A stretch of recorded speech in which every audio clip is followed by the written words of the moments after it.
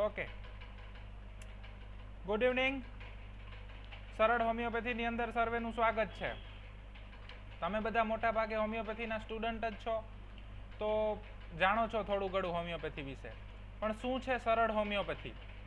સરળ હોમિયોપેથી કોને કહેવાય? શું હોમિયોપેથી પ્રેક્ટિસ થઈ શકે? શું હોમિયોપેથી પ્રેક્ટિસ કરાય? શું તમે 2, 3, 4, 5 મિનિટની અંદર પ્રિસ્ક્રિપ્શન આપી શકો છો? શું સિંગલ ડ્રગ અપાય? પોલીફાર્મસી કરાય? શું કરાય? તો આવા બધા જ જે પણ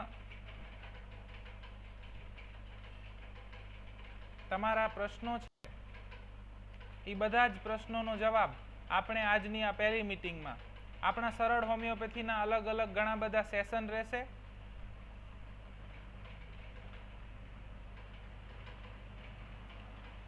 બધા જ સેશન રહેશે અલગ અલગ. તો એવું નથી કે આ એક જ લેક્ચરની અંદર આવડી જશે, પણ તમે જો સરળ હોમિયોપેથીના બધા જ સેશન અટેન્ડ કરશો તો હું તમને ખાતરી સાથે કહી શકું છું કે તમે આરામથી હોમિયોપેથિક પ્રેક્ટિસ કરી શકશો, આરામથી હોમિયોપેથિક પ્રિસ્ક્રિપ્શન આપી શકશો. તો વધીએ આગળ. આપ સર્વેનું સ્વાગત છે. જય હનીમેન, જય હોમિયોપેથી. શા માટે આપણે આ સેમિનાર કરવો જોઈએ, આ વેબિનારનું આયોજન શા માટે કરવામાં આવ્યું, તો એના પાછળના શું ધ્યેય છે? તો ધ્યેય નંબર 1, લોકો હોમિયોપેથી થાય, લોકો હોમિયોપેથી આપતા થાય, લોકોમાં જાગૃતિ આવે, સારા અને સાચા હોમિયોપેથિક ફિઝિશિયન તૈયાર થાય. કારણ કે પેલું આવે છે ને માલ ઓબ્ઝર્વેશન ને, તો એ મુજબ હોમિયોપેથ તૈયાર થાય છે, પણ ઘણા બધા સાચા હોમિયોપેથ તૈયાર નથી થતા, સુડો હોમિયોપેથ તૈયાર થાય છે. તો આપણે ગોલ એ છે કે સારા અને સાચા હોમિયોપેથ ફિઝિશિયન તૈયાર થાય, સમાજને ખોટી દવાઓ માટે પૈસા અને રોગમાં ખોટો સમય ના વેડફવો પડે, લોકો સત્યના માર્ગે પ્રશસ્ત થાય, અને જેવી રીતે લોકો બામ, ઉકાળા, ગળો, જેઠીમધ અને મેડિકલ ઉપરથી અલગ અલગ નામની ગોળીઓ લઈને ખાય છે, એવી જ રીતે લોકો હોમિયોપેથિક દવાઓ લેતા થઈ જાય. લોકોના મોઢે હોમિયોપેથિક દવાઓ આવી જાય કે એ શરદી થઈ છે, કેવો યલો ડિસ્ચાર્જ છે, સ્ટ્રિંજી ડિસ્ચાર્જ છે, તો એક કામ કર ને કાલી બાઇક લઈ લે. શરદી થઈ છે, આંખો બહુ જ બળે છે, નાકમાં બળતરા થાય છે, એલિયમ સેપા લઈ લે. લોકો આવું થઈ જવું જોઈએ હોમિયોપેથી માટે. એ આપણો સેમિનારના ધ્યેય છે. તો આજે જે પણ લોકો જોઈન થયા છે એ લોકો એટલીસ્ટ જે 70-75 જણા છે એ બધા તો હોમિયોપેથી કરતા થઈ જ જવા જોઈએ. મારો પરિચય ડૉક્ટર મનોજ માકાણી, મૂળ વતન માંડવી, કચ્છ, હાલે આણંદ, અને બહોળો જનરલ પ્રેક્ટિસનો અનુભવ છે, અને કિસ્મત મને હોમિયોપેથીમાં લઈ આવ્યું છે. આ મારો ટૂંકો પરિચય છે. હવે આપણે આગળ જઈ રહ્યા છીએ તો થોડો ફિલોસોફિકલ વાતો કે માહિતી અને જ્ઞાન વચ્ચે શું તફાવત છે. તો તમને માહિતી બધી જ જગ્યાએથી મળી રહેશે, ચોપડીથી, ઇન્ટરનેટ ઉપરથી, અલગ અલગ જગ્યાએથી સોર્સિસ ઓફ ઇન્ફોર્મેશન ઘણા બધા છે. પણ જ્ઞાન શું છે? જ્ઞાન એ અનુભવ સિદ્ધ છે. તો માહિતી મેળવી, એના ઉપર મનન કરવામાં આવે, ચિંતન કરવામાં આવે, એના ઉપર પ્રયોગ કરવામાં આવે, એનું સત્ય ચકાસવામાં આવે, અને એના ફળ સ્વરૂપે જે પ્રાપ્ત થાય એ જ્ઞાન છે. તો માહિતી અને જ્ઞાન વચ્ચે આ ડિફરન્સ છે. અને આપણે સરળ હોમિયોપેથીની અંદર જે પણ ડિસ્કસ કરશું અને જે પણ કરશું એ બધું જ જ્ઞાન હશે. માહિતી સાથે આપણે બહુ ઓછો સંબંધ રાખશું.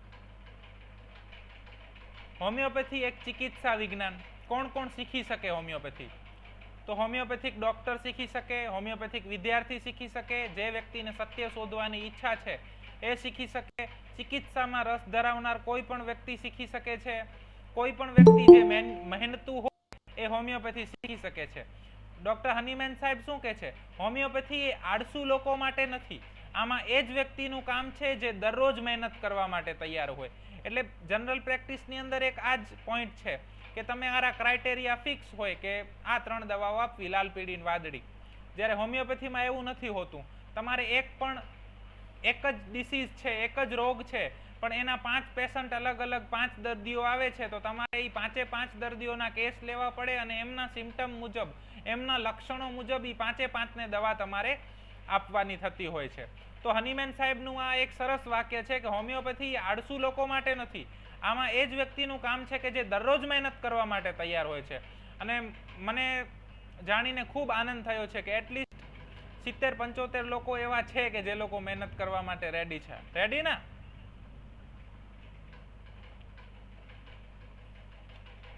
હવે હોમિયોપેથી શા માટે શીખવું જોઈએ? તો હોમિયોપેથીનો ઉપયોગ શું છે? તો પહેલો ઉપયોગ છે સ્વાસ્થ્ય જાળવવું, એટલે આપણી જે હેલ્થ છે એને પ્રિઝર્વ કરવી ને. હનીમેન સાહેબ કહે છે homeopathic physician a preserver of health. તમારે તમારું સ્વાસ્થ્ય જાળવવું જોઈએ. આપણે સારા ડોક્ટર હોઈએ પણ આપણે ખુદ જ બીમાર હોઈએ તો? એટલે પહેલું આપણી ફરજ એ છે કે આપણે ખુદનું સ્વાસ્થ્ય જાળવીએ, એના પછી રોગ મટાડવું. સ્વાસ્થ્ય ન જળવાય ત્યારે જ રોગ થાય, અને રોગ થાય તો એને મટાડવા માટે પણ હોમિયોપેથી શીખવું જોઈએ. ઘણા બધા એવા રોગ છે કે જે આપણે મટાડી શકતા નથી, ઇન્ક્યોરેબલ ડિસીઝીસ. તો એની અંદર શું કરવું? તો પેશન્ટની તકલીફો એટલીસ્ટ ઓછી કરવી, પેશન્ટને જે સફરિંગ છે એ ઓછું કરવું, દુખાવો છે તો એ ઓછો કરવો, બ્લીડિંગ છે તો એ ઓછું કરવું, અને સૌથી મુખ્ય ધ્યેય સારું અને સાચું જીવન જીવવું.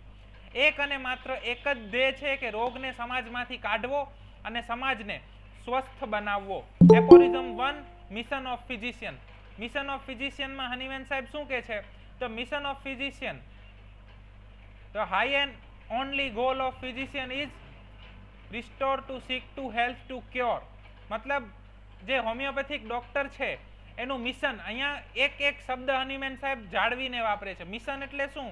મિશન એટલે સેલ્ફલેસ વર્ક, જ્યાં સ્વાર્થને પણ છોડીને કામ કરવામાં આવે એને જ મિશન કહેવાય. તો આપણે બધા જ એવા મિશન ઉપર છીએ કે આપણે સોસાયટીને, સમાજને સ્વસ્થતા આપવી અને રોગને જડમૂળમાંથી નાબૂદ કરવું. તો આના માટે આપણે હોમિયોપેથી શીખવાનું છે. આ હોમિયોપેથીનો ઉપયોગ છે. હવે શેના માટે શીખવાનું છે અને શું ઉપયોગ છે એ તો આપણને ખબર પડી ગઈ. હવે આપણે આગળ જોઈએ તો શું નથી કરવાનું. હનીમેન સાહેબ બહુ ક્લિયર છે પોતાની વાતોમાં. એ એમ કે છે શું નથી કરવાનું. દર્દીને દુઃખમાંથી મુક્તિ આપ્યા વગર પોતાની થિયરી બનાવવી અને વાતોના વડા ના કરવા. પોતાના નાના નાના વાળા અને ચોક્કા બનાવી અને પોતાને મહાન સાબિત ના કરવું. માત્ર થિયરીઓ સાબિત ના કરવી. સમાજને રોગ મુક્ત કરવાની જગ્યાએ થિયરી યુક્ત ના કરવો. એપોરિઝમ નંબર 1 ના ફૂટનોટની અંદર હનીમેન સાહેબ આ વાત કરે છે કે મોટા ભાગના લોકો પોતપોતાની થિયરીઓ બનાવતા હોય કે મેં આ રોગ આટલે થયો, પછી એના માટે હવે તમારે આમ કરવું જોઈએ અને એમ કરશો એટલે તમને સારું રહેશે. મારી દવા આવી છે ને આ પ્લાન ઉપર કામ કરે ને આમ કરે ને તેમ કરે ને, આવી કોઈ જ થિયરીઓ બનાવવાની હનીમેન સાહેબ ના પાડે છે. હનીમેન સાહેબ માત્ર એટલું અને એટલું જ કહે છે કે આપણે શું કરવાનું છે? દર્દીને રોગને માંથી મુક્તિ આપવાની છે. બરોબર? ક્લિયર?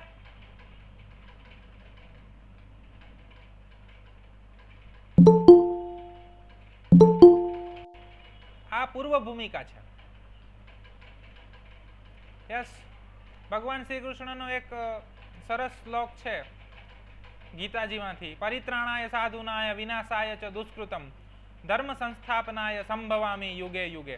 હવે હોમિયોપેથીની અંદર મોટા ભાગે કેવું છે કે લોકો શું કહેવાય, આપણે માહિતીના અભાવના કારણે હોમિયોપેથી નથી કરતા એવું નથી, પણ મિસગાઈડ બહુ થઈ જાય છે.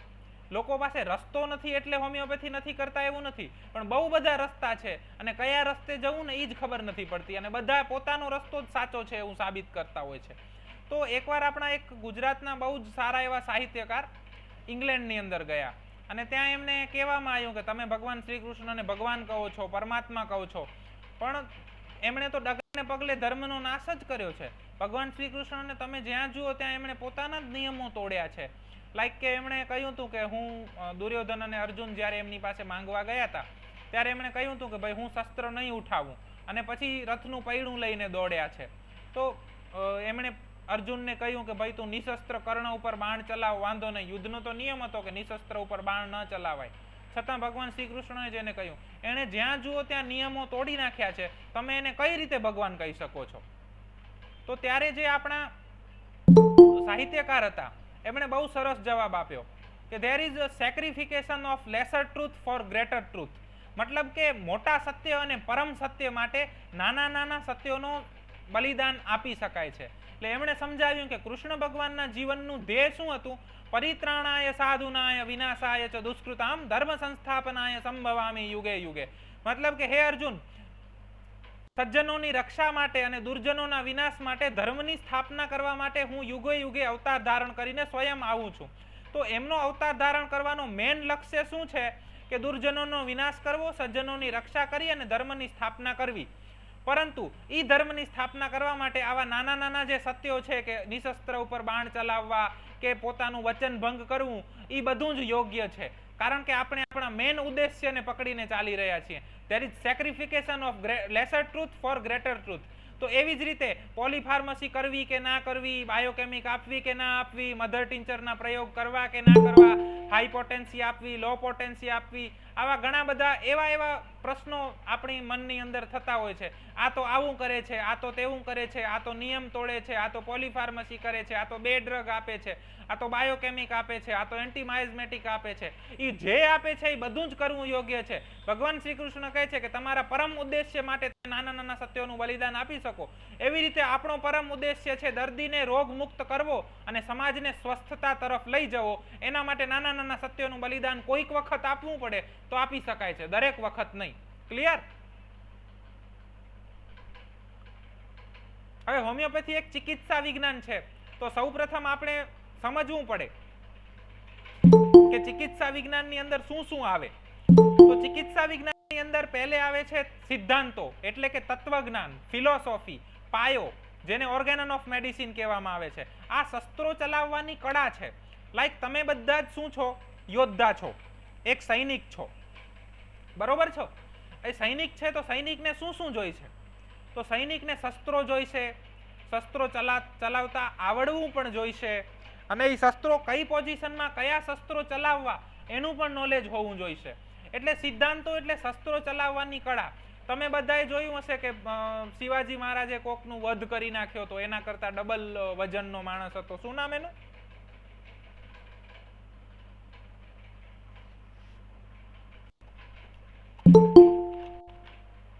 હલો, જાગો છો?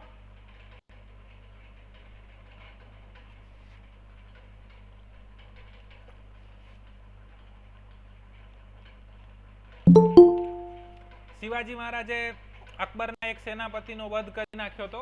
વાઘનખ પહેરીને ગયા હતા. ત્યાં એમને બીજા કોઈ શસ્ત્રો લઈ જવાની પરવાનગી નથી, અને પેલો બહુ હાઈટ બોડીમાં બરોબર હતો, એટલે એને એમ હતું કે હું શિવાજીને ભેટીશ, અને ભેટીશ એટલે એમને બે હાથથી કચડી નાખીશ. પણ શિવાજી વાઘનખ લઈને ગયા હતા, અને વાઘનખથી એમણે એનું પેટ ચીરી નાખ્યું. તમારી પાસે વાઘનખો તો પડ્યા છે, પણ તમને ચલાવતા આવડે છે? મટીરિયા મેડિકાનું તો પુષ્કળ નોલેજ છે. હોમિયોપેથીના દવાશાસ્ત્રની અંદર 5000 કરતા વધારે દવાઓ છે, પણ એ દવા ક્યારે કઈ દવા ચલાવવી અને કઈ રીતે ચલાવવી એ અગત્યનું છે. એટલે પહેલે આપણે આજનો જે લેક્ચર છે, આજની જે ચર્ચા છે, એ સિદ્ધાંતો અને તત્વજ્ઞાન ઉપર છે કે કઈ શસ્ત્રો કઈ રીતે ચલાવવા. તીર હોય તો એને કઈ રીતે ચલાવી શકાય, ભાલાને છૂટો મારવો પડે, બંદૂક દૂરથી ચલાવી શકાય, મશીન ગન એનાથી દૂરથી ચલાવી શકાય, ચાકુ હોય તો પકડીને મારવું પડે, તલવાર કઈ રીતે ચલાવવી પડે. તો આ બધી જે ચલાવવાની કળા છે એ આપણને ઓર્ગેનન શીખવે છે, અને આજનો આપણો જે લેક્ચર છે એના ઉપર છે. એના પછી આવે છે દવાશાસ્ત્ર. દવાશાસ્ત્ર એ ઇમારત છે, અને ઓર્ગેનન એટલે કે જે સિદ્ધાંતો છે એ પાયો છે.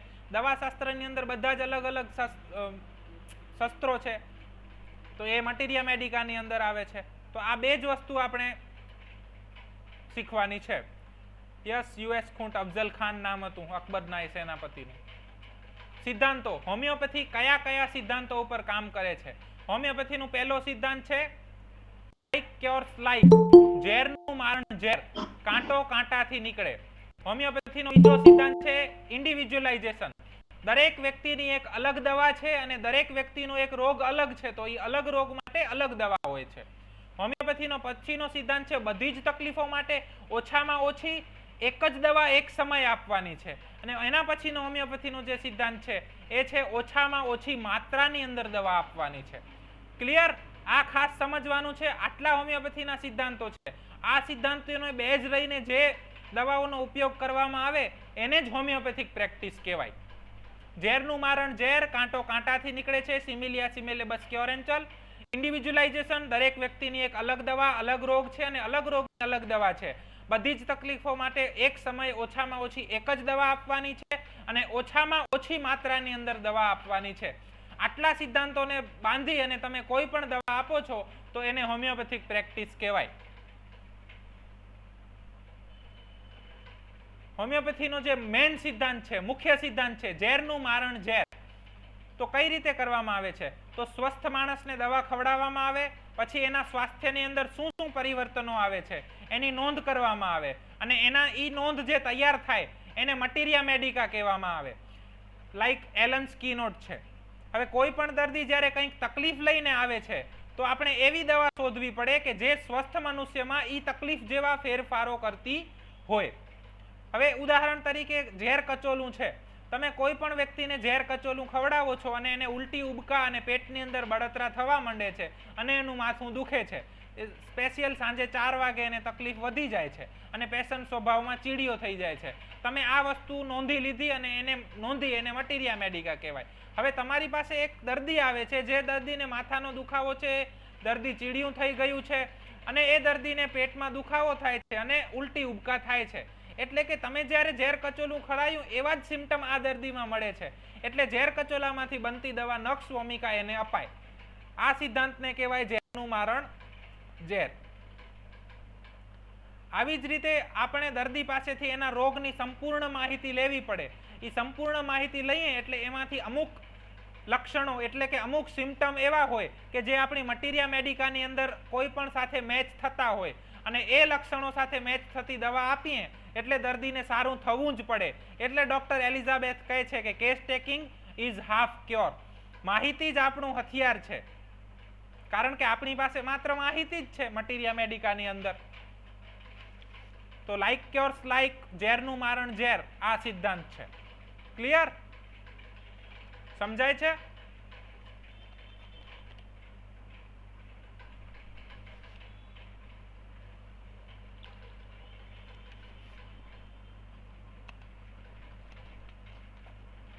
ઓકે, હવે આપણે આવીએ છીએ મુખ્ય સબ્જેક્ટ, આપણો મુખ્ય વિષય. આપણે સમજી ગયા કે ભાઈ કોઈ વ્યક્તિ આપણી પાસે આવે છે જેને પેટમાં દુખાવો છે, ઉલટી ઉબકા છે અને એને સાંજે તકલીફ વધી જાય છે. પણ એ શું કામ, શા માટે બીમાર પડ્યું, કઈ રીતે બીમાર પડ્યું, કેમ બીમાર પડ્યું? તો કોઈ પણ વ્યક્તિ બીમાર ક્યારે પડે, કઈ રીતે બીમાર પડી શકે, બીમારી શું છે, તો બીમાર કેમ પડાય? શારીરિક, માનસિક અને ભાવનાત્મક આ ત્રણેય જગ્યા ઉપર જ્યારે સંતુલન હોય એને સ્વાસ્થ્ય કહેવાય, એને હેલ્થ કહેવાય. ઇક્વિલિબ્રિયમ આ ત્રણેય જગ્યા ઉપર શારીરિક, માનસિક અને ભાવનાત્મક, જો ત્રણેયમાંથી કોઈ પણ એક જગ્યા પર વિક્ષેપ પડે એટલે વ્યક્તિ બીમાર પડે. કારણ કે આ ત્રણેય જે શરીરના શારીરિક, માનસિક અને ભાવનાત્મક એકબીજા સાથે જોડાયેલું છે. આમાં ત્રણમાંથી કોઈ પણ જગ્યાએ વિક્ષેપ પડશે એટલે બીજા બે પોતાની રીતે ઓટોમેટિક વિક્ષેપિત થઈ જશે, અને જે અવસ્થા પેદા થશે એને આપણે બીમારી કહીશું.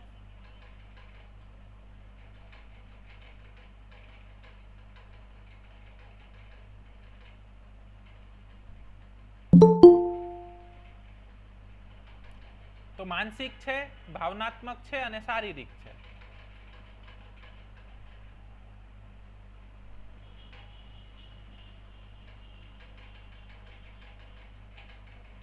ટેકનિકલ પ્રોબ્લેમ આવી ગઈ છે, 2 મિનિટ.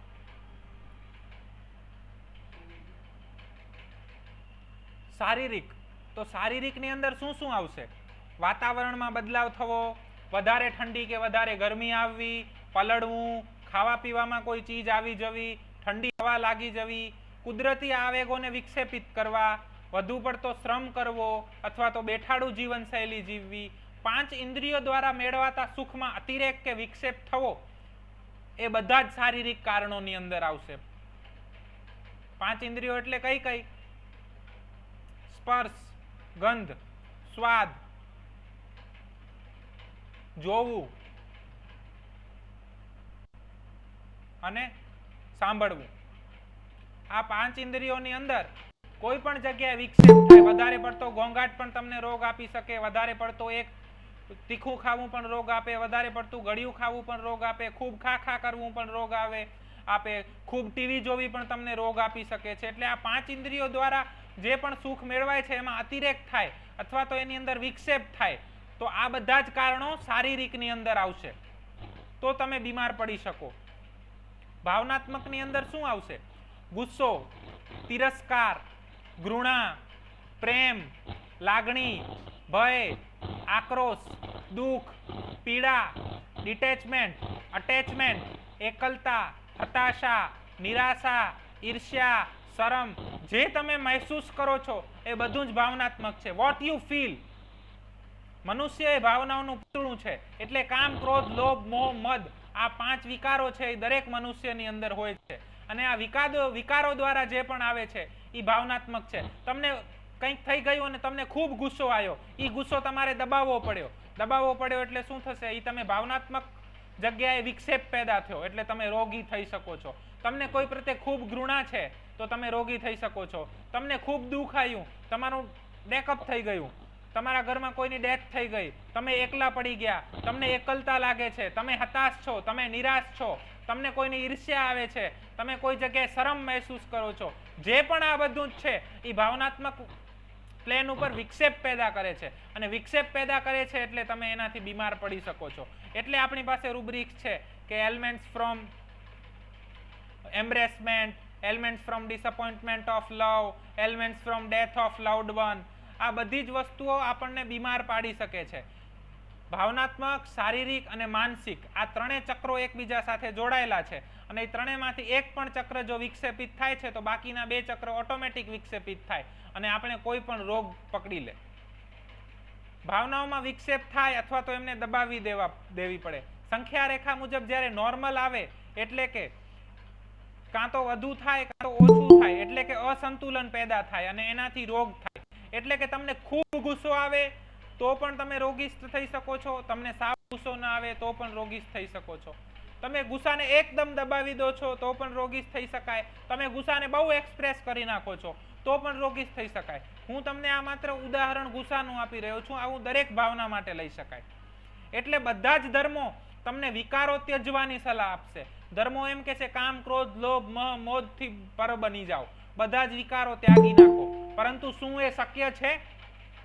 શું દરેક વ્યક્તિ સ્થિતપ્રજ્ઞ બની શકે છે?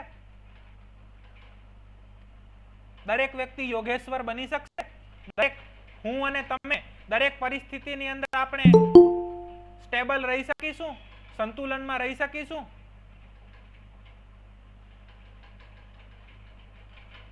Is it possible?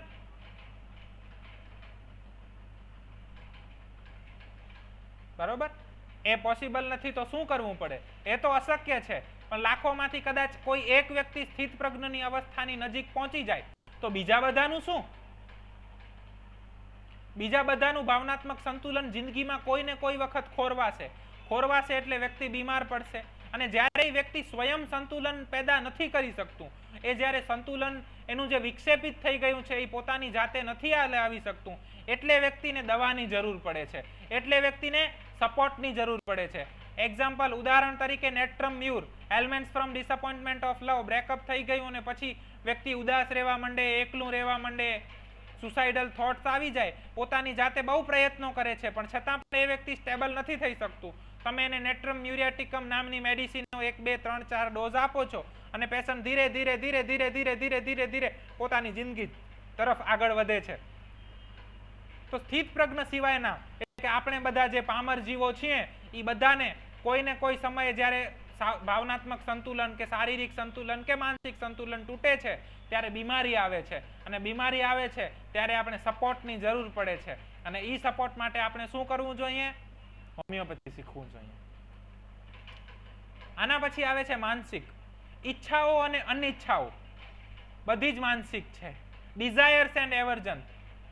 ઈચ્છાઓ થવી, અનિચ્છાઓ થવી, ઈચ્છાઓને દબાઈ દેવી પડી, ઈચ્છાઓ પૂરી ના થવી, વિચારો સારા, ખોટા, સાચા, ખરાબ, વાસ્તવિક અને કાલ્પનિક બધા જ વિચારો માનસિકની અંદર આવે. બુદ્ધિ, ભ્રમ એટલે ડેલ્યુઝન્સ, વહેમ, આ બધું જ માનસિકની અંદર આવે છે. એટલે કે મને આજ ઈચ્છા થઈ કે મારે પીઝા ખાવું છે પણ મને પીઝા નથી મળ્યું. પીઝા ન મળે એટલે મને શું થશે? અણગમાની લાગણી પેદા થશે. એટલે માનસિક હાયરાર્કીની અંદર સૌથી ઉપર મન આવે, મન પછી ભાવના આવે અને ભાવના પછી શરીર આવે. આ ત્રણે જ્યારે એકબીજા સાથે જોડાયેલા છે અને એમાં કોઈ પણ જગ્યાએ વિક્ષેપ પેદા થાય છે, એ વિક્ષેપ પેદા થાય એટલે એ રોગ પેદા કરે છે. એટલે જ્યારે જ્યારે ભાવનાઓ બુદ્ધિથી વધી જાય છે, when the emotions are stronger than mind, you feel pain. તમને દુઃખ થશે. જ્યારે ભાવનાઓ બુદ્ધિથી વધી જશે ત્યારે દુઃખ થશે. અનુભવની ડાયરીમાંથી. અહીં વિક્ષેપ ઉત્પન્ન થાય એટલે સંતુલનનું ચક્ર ખોરવાય. આ ત્રણેય માનસિક, શારીરિક અને ભાવનાત્મક, મેન્ટલ, ઇમોશનલ એન્ડ ફિઝિકલ એકબીજા સાથે જોડાયેલા છે. એટલે એકનો વિક્ષેપ બીજામાં વિક્ષેપ ઉત્પન્ન કરે, એટલે એના દ્વારા રોગની પૂર્વ ભૂમિકા તૈયાર થાય અને અંતે જે અંગ નબળું હોય અથવા તો ઓછું ઉપયોગી હોય એના ઉપર રોગ આવે. આ ઇન્ફેક્શિયસ અને નોન ઇન્ફેક્શિયસ કોઈ પણ રોગ હોઈ શકે. ટૂંકમાં રોગની જમીન તૈયાર થાય છે, રોગ પછી આવે અને ઉગે. ખ્યાલ આવે છે? લાઈક વાત કરીએ તો અત્યારે ટીબી ના બેક્ટેરિયા, ટ્યુબરક્યુલોસિસ માઇકોબેક્ટેરિયમ વાતાવરણની અંદર બધે જ ફેલાયેલા છે, બરોબર છે. મારા 5 રૂમ પાર્ટનર છે, એ 5 સ્મોકિંગ કરે છે, પણ 5 ને શું ટીબી થઈ જશે? Smoking is predisposing factor for tuberculosis ના. ટીબી થવા માટે સ્મોકિંગ કરતા હોય એમને જલ્દી થઈ જાય. મારા 5 પાર્ટનર છે, 5 સ્મોકિંગ કરે છે, સિગરેટ પીએ છે અને વાતાવરણની અંદર ટીબી ના બેક્ટેરિયા છે કે જે એમના શ્વાસમાં જાય છે, તો શું 5 ને ટીબી થઈ જશે? કેમ નહીં થાય? થઈ જવો જોઈએ ને.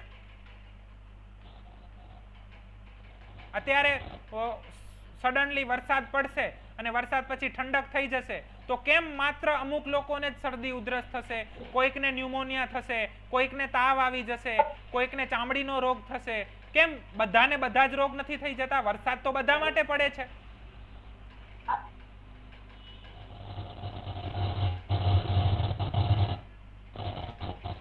કોઝ તો છે ને, યુએસ ખૂંટ કોઝ તો છે. વરસાદ કોઈ કોઝ છે.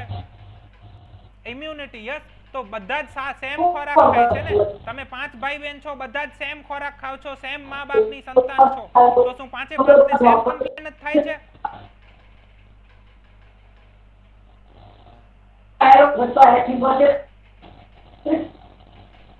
કેમ નથી થતું? એક જ મા બાપના 2 સંતાનો પણ એક જેવા નથી હોતા.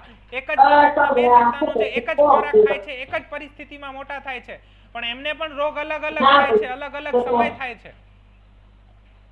અત્યારે કોવિડ-19 ની મહામારી ચાલી રહી છે.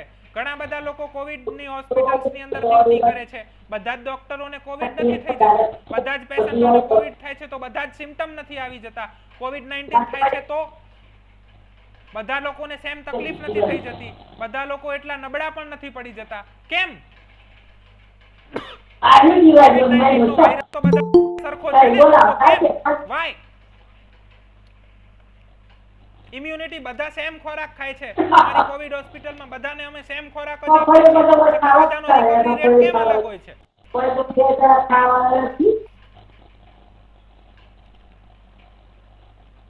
આ બધાનો જવાબ આ જ સ્લાઇડમાં છે.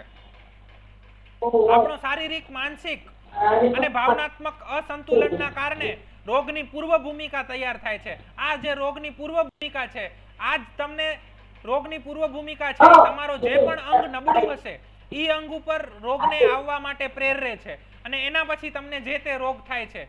ઈ રોગ કોઈ પણ હોઈ શકે છે. ખ્યાલ આવે છે?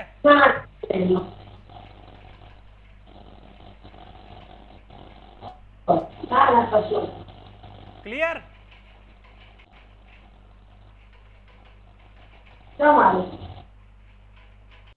રોગની પૂર્વ ભૂમિકા તૈયાર થાય છે. કોઈ પણ વ્યક્તિને ફાઇબ્રોઇડ ઓફ યુટેરસ થયું તો ઈ કઈ 1, 2, 3 મહિનાની અંદર ફાઇબ્રોઇડ નથી થઈ ગયું. એની 40 વર્ષની જિંદગીની અંદર જે એના અસંતુલન પેદા થયા છે ઈ બધા ફાઇબ્રોઇડ ઓફ યુટેરસ તરીકે આવે છે. કોઈ વ્યક્તિને થાઇરોઇડ થઈ ગયું તો સડનલી 1, 2, 3, 4 મહિનાની અંદર એને કઈ થાઇરોઇડ નથી થઈ ગયું. એનો 20, 25, 30, 40 વર્ષની જે પૂર્વ ભૂમિકા છે ઈ પૂર્વ ભૂમિકાના કારણે એને થાઇરોઇડ થાય છે. કોઈ પણ વ્યક્તિને આજે દાદર થાય છે તો કાલે વરસાદમાં પલળ્યો ને આજે દાદર નથી આવી જતી. એના શરીરની અંદર માનસિક, શારીરિક અને ભાવનાત્મક વિક્ષેપ પેદા થયા અને વિક્ષેપના કારણે કોઈ પણ રોગ માટેની એની પૂર્વ ભૂમિકા તૈયાર થયેલી જ હોય છે. એ પૂર્વ ભૂમિકાના કારણે જે તે કોઝ આવે છે અને એ કોઝના કારણે એને રોગ થાય છે. ક્લિયર? આટલા સુધી સમજાય છે? આ સૌથી અગત્યનો પાર્ટ છે.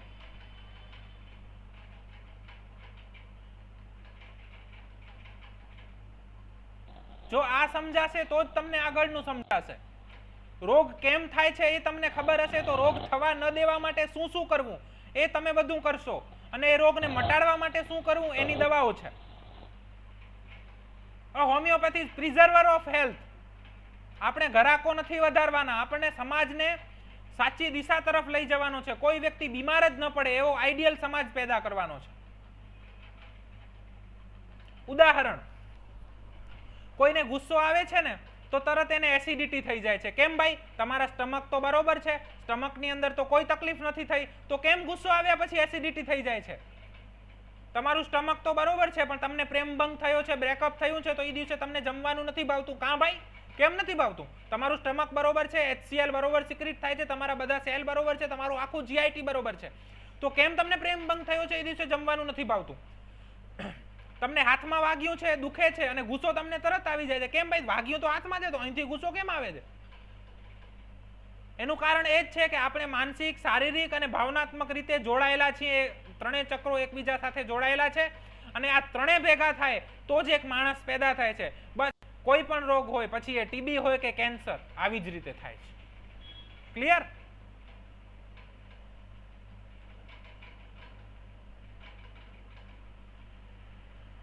અત્યાર સુધીમાં કોઈને કઈ પ્રશ્ન ખરો?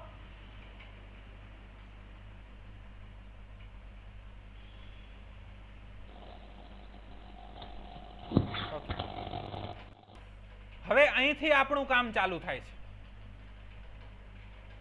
વ્યક્તિ દુઃખી છે, પીડામાં છે કે રોગમાં છે, તો હવે એને મટાડવા માટે શું શું કરવું જોઈએ?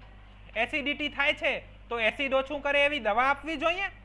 દુખાવો થાય છે તો દુખાવો ઓછો થાય એવી દવા આપવી જોઈએ. ગાંઠ થઈ ગઈ છે તો એને ગાંઠ કાઢી નાખવી જોઈએ. બેક્ટેરિયા આવ્યા છે તો એ બેક્ટેરિયાને મારી નાખવા જોઈએ. Is it cure? આ ક્યોર છે?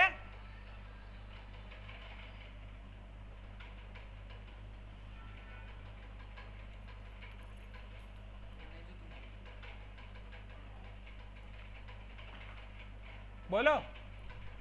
મને ગુસ્સો આવ્યો અને મને એસિડિટી થઈ ગઈ, તો એસિડ ઓછું કરવાની દવા લેવી જોઈએ. મને દુખાવો થાય છે તો દુખાવો ઓછો કરવાની દવા લેવી જોઈએ. ગાંઠ થઈ તો ગાંઠને કાઢી એને ક્યોર કહેવાય, કે બેક્ટેરિયા આવ્યા અને એને મારી નાખ્યા, ઈ ક્યોર કહેવાય. Is it cure?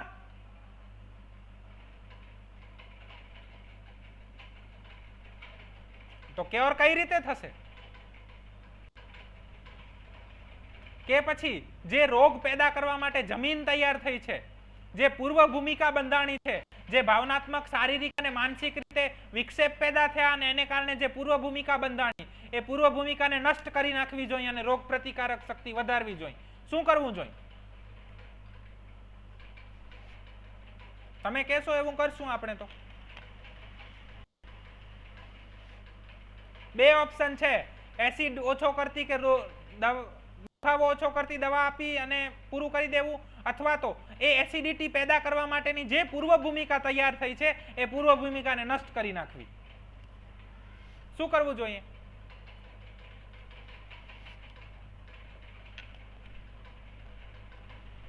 Removal of cause ના. પૂર્વ ભૂમિકાને નષ્ટ કરવી જોઈએ.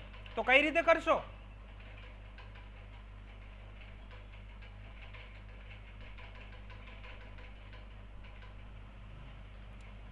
જરૂરી નથી કે એ કોઝ મેન્ટલ જ હોય. મેન્ટલ, ફિઝિકલ અને ઇમોશનલના કારણે વિક્ષેપ પેદા થાય છે, અને વિક્ષેપના કારણે વ્યક્તિની રોગ પ્રતિકારક શક્તિ નબળી પડે, અને પછી જે તે રોગ થાય એને નબળાઈ હોય એ હિસાબે કોઈનો ટ્યુબરક્યુલર ટેન્ડન્સી હોય તો TB થઈ શકે, કાર્સિનોસિન ટેન્ડન્સી હોય તો કાર્સિનોમા થઈ શકે, બીજી કોઈ ટેન્ડન્સી હોય તો બીજો કોઈ રોગ થાય. પણ રોગ આમ થાય તો આપણે એની ટેન્ડન્સી તોડવી જોઈએ, એની રોગ પ્રતિકારક શક્તિ વધારવી જોઈએ. બરોબર ને? તમારા ખેતરની અંદર આંખલા ઘૂસી આવે છે તો બંદૂક લઈને આંખલા મારવા જવાય કે પછી વાડ મજબૂત કરી નખાય? બટ ઓબ્વિયસ છે, વાડ મજબૂત કરાય ને. એક આંખલા મારશો તો કાલ સવારે સોમાભાઈના આંખલા મારી નાખશો તો ભીમાભાઈના આંખલા ખેતર ચરી જશે. પણ વાડ મજબૂત હશે તો સોમાભાઈના આંખલા નહીં આવે ને ભીમાભાઈના આંખલા નહીં આવે. તો વાડ મજબૂત કરવી મતલબ જે રોગ પેદા કરવાની પૂર્વ ભૂમિકા છે, જે બીજ છે, એ બીજને તોડી નાખવા. તો કઈ રીતે કરશો? આ રીતે. માત્ર દવા આપવી જરૂરી નથી. આ ઉપાયો છે, આ ઉપાયો દ્વારા તમે જે રોગની પૂર્વ ભૂમિકા પેદા થાય છે એ પૂર્વ ભૂમિકાને તોડી શકો છો. સાત્વિક ખોરાક, સાત્વિક વિચાર, કુદરતી જીવન, કુદરતી વસ્તુઓનો સંયમપૂર્વકનો ઉપયોગ, સંયમિત જીવન, કર્મણે વાધિકારસ્તે મા ફલેષુ કદાચના, દવાઓ, યોગ, આસન અને કસરત. તમે જેટલું કુદરતી જીવન જીવશો એટલા રોગ ઓછા થવાની સંભાવનાઓ. જેટલો આપણે આર્ટિફિશિયલ માનવ સર્જિત જીવન જીવીએ છીએ એટલા રોગ વધારે થાય છે.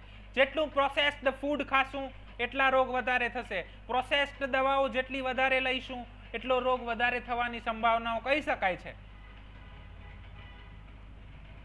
એટલે બને એટલું કુદરતની નજીક રહેવાનું, સાત્વિક રહેવાનું અને આપણે આપણું કર્મ કરે જવાનું. જો વધારે તકલીફ થાય તો દવાઓ લેવાની, યોગ, આસન, કસરત અને પ્રાણાયામ કરવાના.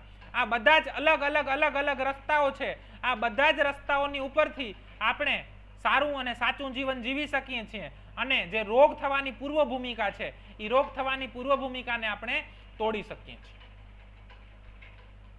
કોઈને કઈ પ્રશ્ન અત્યાર સુધીમાં?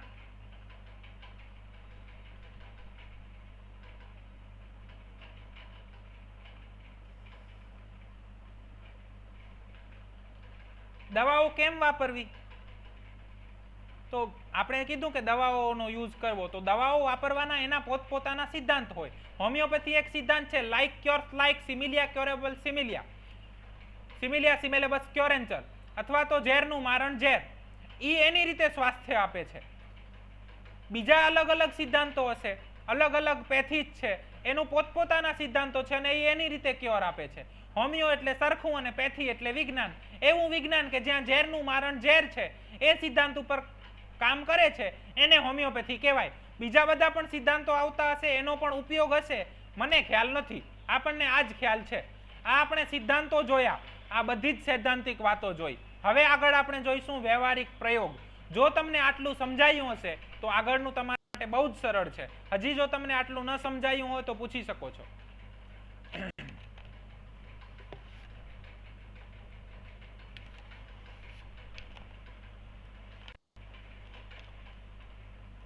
કોઈ પ્રશ્ન?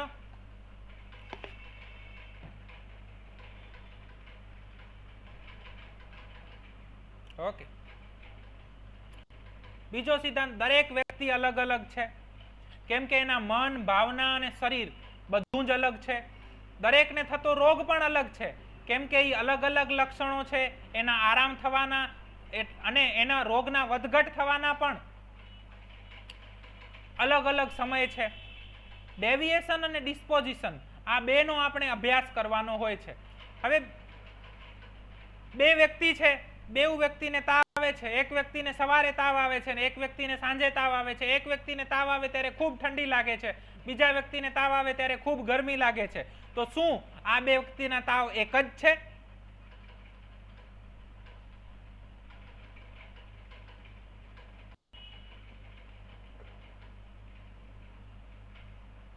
શું આ બે વ્યક્તિના તાવ એક જ છે? બેઉના રિપોર્ટની અંદર એમ જ આવે છે કે વાયરલ ફીવર, બેઉને વાયરલ ફીવર છે. પણ શું બે એક જ રોગથી પીડાય છે? તો પછી બે માટે દવા એક જ હોવી જોઈએ? અલગ અલગ હોવી જોઈએ. બરોબર છે ને?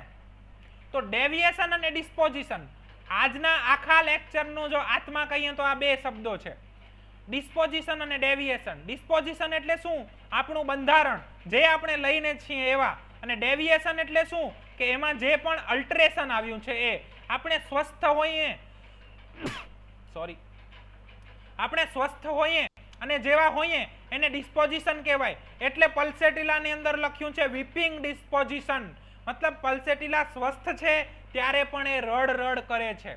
ડિસ્પોઝિશન એટલે સાહેબ હું આવો જ છું, પહેલેથી મારો સ્વભાવ આવો જ છે, મને છે ને પહેલેથી ગળ્યું ખાવાનું ગમે જ છે, મને પહેલેથી ગુસ્સો જલ્દી જ આવી જાય છે, એને ડિસ્પોઝિશન કહેવાય. સાહેબ હું પહેલા આવો નતો, જ્યારથી આ એસિડિટી થઈ ને ત્યારથી મને ગુસ્સો વધારે આવે છે, તો આ ડેવિએશન છે. Disposition plus deviation is equal to totality, and totality ઉપરથી પ્રિસ્ક્રિપ્શન. સૌથી સરળ હોમિયોપેથી. પેશન્ટનું ડિસ્પોઝિશન કેવું છે? પહેલેથી તમે કેવા છો? હું પહેલેથી આવો છું, પહેલેથી મને આવું ભાવે છે, આવું છે, એના પછી આવું થયું અને એના પછી મારામાં આટલા ચેન્જ આવ્યા ને હવે આવું છે. એટલે ડેવિએશન અને ડિસ્પોઝિશન એ બેનો અભ્યાસ કરો એટલે ટોટાલિટી મળે અને ટોટાલિટી ઉપરથી દવા આપી શકાય. ડેવિએશન હંમેશા ડિસીઝ હોય. પહેલા મને એસિડિટી નથી થતી, હવે મને એસિડિટી થાય છે એટલે બળતરા થાય, ખાટા ઓડકાર આવે, આ બધા ડેવિએશન જ છે. પેશન્ટ દરેક આવીને એમ કહેશે કે મને એસિડિટી છે, પણ કોકને ખાટા ઓડકાર આવશે, કોકને તીખા ઓડકાર આવશે, કોકને બળતરા થશે, કોકને મોટેથી ઓડકાર આવશે, કોકને પેટ ડમડમ થઈ જશે, કોકને પેટ ભારે થઈ જશે. આ બધા ડેવિએશનના અલગ અલગ પ્રકાર છે અને એ ભણશો, એ અલગ અલગ પ્રકારોનો અભ્યાસ કરશો, એના ઉપરથી તમને અલગ અલગ દવા મળશે અને એ અલગ અલગ દવા આપશો એટલે પેશન્ટને એસિડિટી હોય કે કેન્સર મટવું જ પડે. ક્લિયર? ડેવિએશન અને ડિસ્પોઝિશન વચ્ચે